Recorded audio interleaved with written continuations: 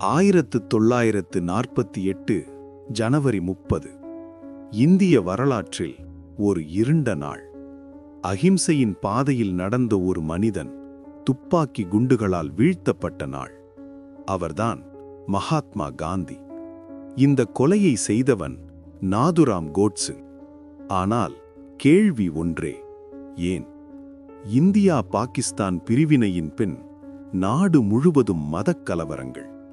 இந்துக்களும் முஸ்லிம்களும் ஒருவரையொருவர் கொன்று கொண்ட காலம்.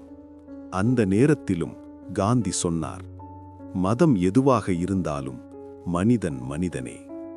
ஆனால் கோட்சே போன்ற இந்துத்துவ தீவிரவாதிகள் இதை ஏற்கவில்லை. அவர்கள் நினைத்தார்கள், காந்தி முஸ்லிம்களுக்கு அதிக ஆதரவு தருகிறார். இந்தியா பாகிஸ்தானுக்கு 55 கோடி ரூபாய் கொடுக்க வேண்டும் என்று காந்தி வலியுறுத்தினார்.